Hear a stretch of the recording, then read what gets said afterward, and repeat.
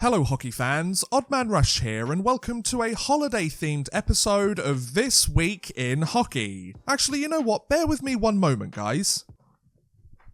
Well, if I'm going to do a Christmas episode, I may as well look the part.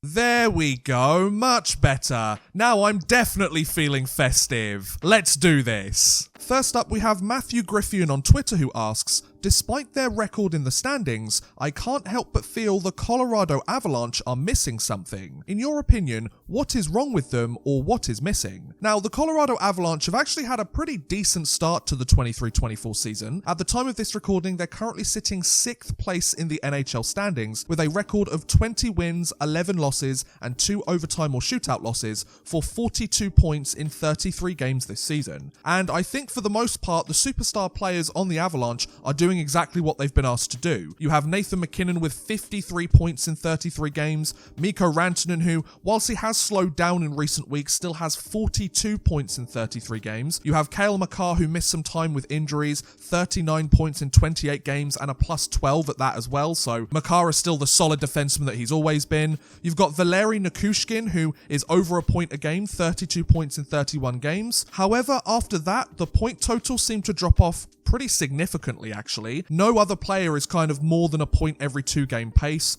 You've got Devon Toews who is more of a defensively minded player anyway, but he has 17 points in 33 games and he called out a lot of his Avalanche teammates during a post-game interview a few nights ago saying that they think they're playing hard enough and think they're doing everything that they can, but they're not. So clearly Devon Toews is pretty frustrated with where the Avalanche are right now. That being said, Colorado are still 6th place in the NHL standings, folks. They are by no means having an awful season. They're one of the best teams in the National Hockey League at this point in time. Obviously, they won the Stanley Cup a couple of years ago, so expectations are still pretty high for this roster, and I think there's an argument to be made that maybe they're not hitting their potential in that regard. Maybe they're not necessarily reaching the level that they want to, like Devon Toews wants them to as well, but a lot of their superstars are getting the job done. I guess there's not as much depth as they'd probably like on that team. Obviously, you've got guys like Devon Toews, Ross Colton, Jonathan Drouin, the new addition. Ryan Johansson was brought in as the second line center. He's really struggled after a pretty hot start, only 12 points in 33 games, so that depth scoring is a pretty big issue for the Avalanche, and I can see why they might have been fighting hard in some games that they didn't necessarily need to, or losing games that they probably should have won, just because their depth scoring hasn't been there, and especially when guys like Makar have been injured for notable periods of time, when Nathan MacKinnon perhaps has an off night, which is very rarely at this point in time, or when Mikko Rantanen goes on a really long scoreless streak. They don't really have the reinforcements there, maybe other than Valeri Nichushkin, to be able to kind of pick up the slack and get the job done. But if you're wanting my biggest reason as to why the Avalanche are somewhat struggling and you feel like there's something missing, Matthew, I think it's got to be the goaltending. You've got Alexander Georgiev, who in 26 games this season has a 16-8-1 record, which is by no means terrible. However, he has a goals against average of 3.01 and a save percentage of 898, which, to put it simply, aren't good enough numbers for your starting netminder in the National Hockey League and for a team that's 6th place in the NHL standings. And if we take a look at their backup netminder, Ivan Prosvetov, he's played 10 games this season, has a 4-3-1 record with a goals against average of 284 and a save percentage of 906. So the fact that Colorado don't have a single netminder with a 910 save percentage or a goals against average below 2.84, that's really not good enough for a team that's trying to shoot for top 5 in the NHL standings,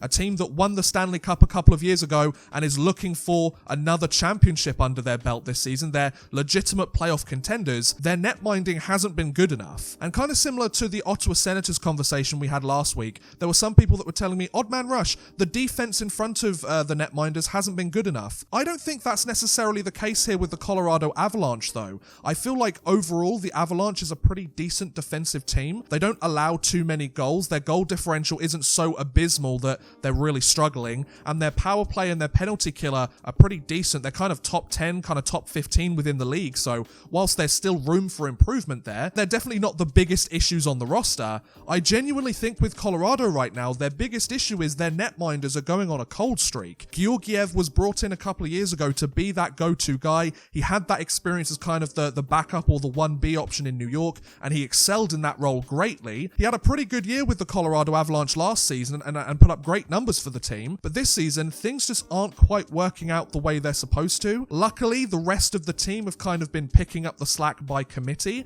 especially those top guns on the roster, and Colorado are obviously, like I said, sitting 6th place in the NHL standings at the time of this recording. But all it takes is for one or two of those guys to go on a bit of a cold streak. If they keep the net minding they've got at the moment, they're going to plummet down those standings very quickly. So Colorado, you need to figure out your goaltending situation there. Georgiev, get your mind reset, get back in the game, and the Avalanche should be rocking and rolling into the new year. Next up, we have I'm Waldo, who asks, is Nolan Patrick actually retired, and what's the deal with that? What are your thoughts on him as a player? So for those of you who don't know, there was some news that broke earlier this week suggesting that Nolan Patrick, the former 2nd overall draft pick of the NHL entry draft and recent Vegas Golden Knights forward, had retired from the NHL at just 25 years old. Now obviously Patrick hasn't played in the NHL for a couple of seasons now due to suffering several concussions and the ongoing effects of them, also missed lots of time with chronic migraines as well, so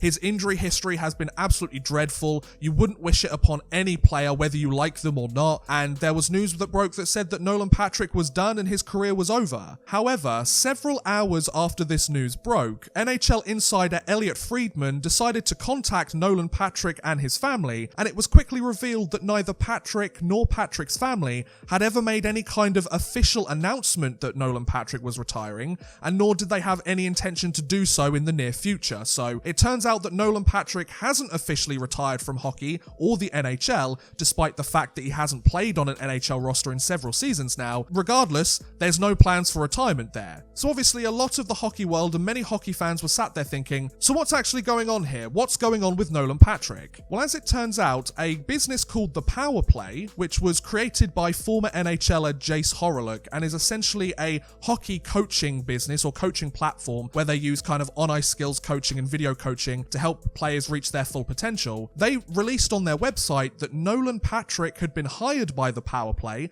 to work as a skills coach and a video coach for the company. And in their bio for Nolan Patrick, they wrote that he was a retired NHL player. Now from there, a journalist from the Hockey News, I believe, saw this update on the Power Play's website and obviously ran the story that Nolan Patrick had retired from the NHL because it said so on the Power Play's website. Then obviously Elliot Friedman goes and investigates, turns out he hasn't officially retired, and the Power Play website was quickly updated to say that he is an NHL player or a recent NHL player and not a retired NHL player. So as far as we're aware right now at the time of this recording, Nolan Patrick hasn't officially retired from the NHL or officially retired as a professional hockey player, but that being said, it has still been several seasons since he last played an NHL game, so the likelihood of him ever coming back in any kind of consistent capacity is very slim if you ask me. He's 25 years old, he's had numerous concussion issues, on top of that he has to deal with chronic migraines as well, so the fact that he actually managed to play in the NHL for so long, and the fact that he managed to produce the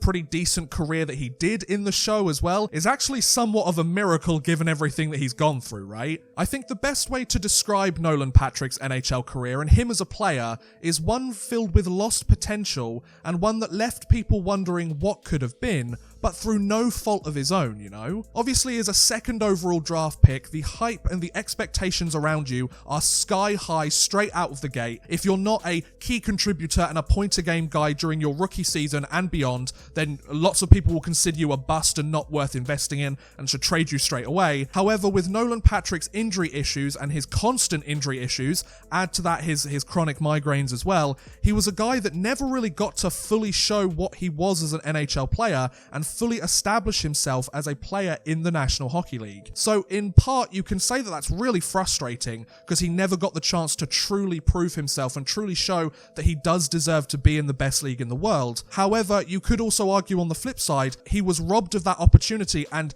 he tried everything that he possibly could to try and make it in the show, but other forces and kind of outside influences stopped him from doing so. So whilst it's frustrating to see a player like Nolan Patrick not reach their potential and not hit the level of play that they're supposed to, and not even remain in the NHL long term by their mid-20s. The fact that he's making a pretty wise choice, in my opinion, to put his health first and kind of take things slowly and see where things go in his mid-20s and figure out the rest of his life there, working at the power play as a skills coach and video coach. I think that's the right decision for him moving forwards. I think it's okay for him to accept that his NHL career is probably over at this point, and his dreams of becoming a Stanley Cup champion on the ice, scoring that cup-clinching goal and being a franchise cornerstone player, those dreams have kind of passed him now, and he needs to look at life after his pro career. Everybody will sit there and criticize his play or criticize his career numbers, which obviously don't look great, but when you're dealing with injuries all the time, that's to kind of be expected, you know? A lot of people also seem to forget that there is life after hockey.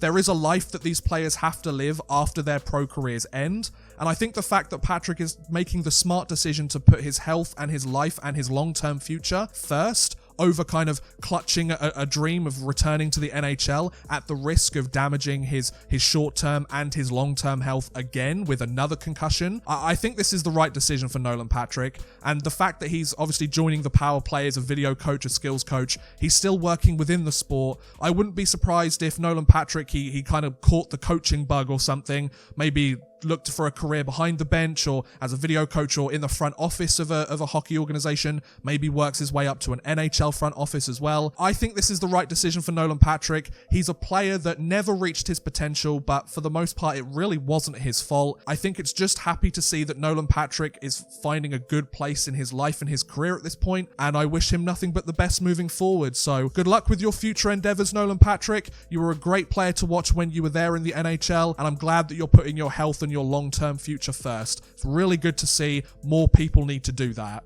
Penultimately, we have Banners on the Wall who asks, who have you got to win the 2023 Spengler Cup? Now, for those of you unaware, the Spengler Cup is an invitational hockey tournament. It's actually the oldest invitational hockey tournament in the world, and it's hosted in Davos, Switzerland every year over the Christmas break. Now, the host team, HC Davos, who play in the Swiss National League, they invite a bunch of different teams, both from European leagues across the continent, as well as a Team Canada team filled with kind of non-NHL pro-Canadian hockey players. And all of these teams compete to win the Spengler Cup by the end of the Christmas period. I believe the tournament ends just before or on New Year's Day. So it's a really fun tournament to watch, and it's really exciting to see a lot of Europe's top teams take part in the competition to see who gets to take home the Spengler Cup that year. I believe this year we have Kalpa from the Finnish Liga, we have Frölunda HC from the Swedish Hockey League, we have Davos, the host nation, we have HC Pardubice, I believe, from the Czech Extraliga, Ambri Piotr from the Swiss National League as the recent champions as well, and then finally we have the Team Canada roster also. And if you ask me, Anthony, my favourite this year is going to be HC Ambri Piotr once again. They had that surprise run during last year's tournament.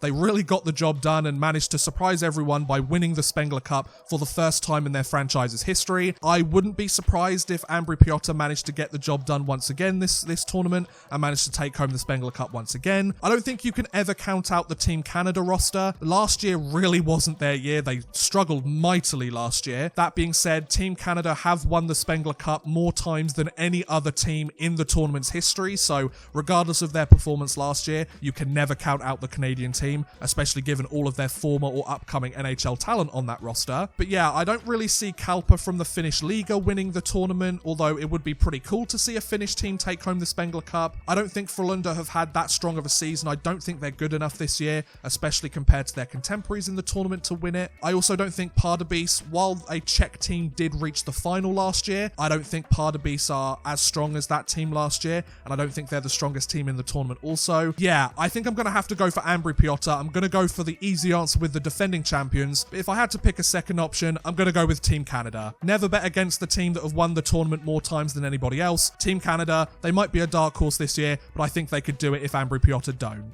And finally, we have Goza who asks, what is your favourite hockey-related Christmas present? Well, it's lovely to see a holiday-themed question in here this week. Thank you very much, Goza. I really do appreciate that. Somebody's been paying attention to what time of year it is. Now, I've definitely had my fair share of hockey Christmas presents over the years. I feel like a lot of my family members and my friends, they know that I'm a huge hockey fan, and that's kind of the biggest personality trait they know about me. So whenever they're kind of looking for gifts for me, they go, let's get him something hockey-related. He likes hockey, right? And to be honest, they're not wrong. wrong. I do like hockey, absolutely. But if I had to pick my favourite Gozza, I think I'm going to have to go with one I received last year. So my parents went to Cologne, Germany just before Christmas last year, and they brought me back a gift. I opened it on Christmas Day, and it was actually a really sweet and really personalised, thoughtful gift. It was a clock that you mount on the wall, but it's made out of a vinyl. Carved into it is like the image of a hockey player and ice hockey written into it, and on there they have the logo of Cologne's DEL team, the Cologne Sharks. So they gave me like a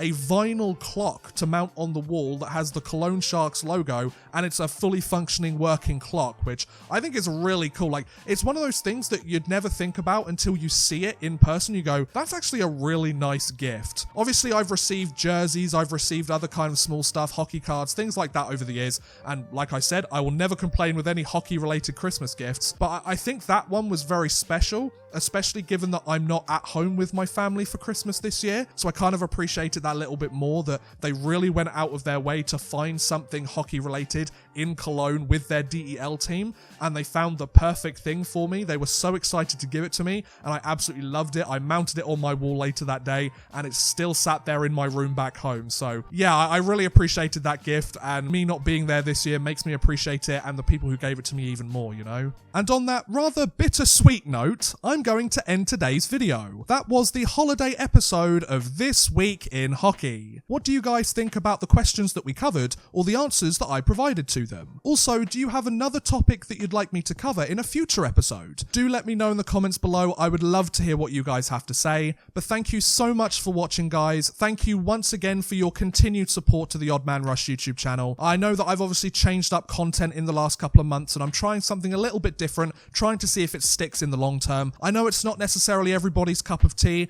but for those of you who have been coming back to tune in, week out, and have been supporting the channel and sticking by me through this kind of rough period, I really do appreciate it, guys. It really means the world to me, and you guys make this content and this grind worthwhile, so thank you so much, guys. Merry Christmas if you celebrate, happy holidays if you celebrate something else, or if you don't celebrate anything at all. Hope you all have a wonderful holiday period. Thank you so much for watching, guys. I really do appreciate it, and I'll see you again next time. Bye, guys. A big thank you to Bexy93, Burned Retinas, Drew Fawcett, Houston NG, Raquel and Worthless Pieces for helping support this video via Patreon. If you too want to help support the channel a little bit further and get a shout out at the end of every future video, make sure you head over to patreon.com/oddmanrush and become a patron today.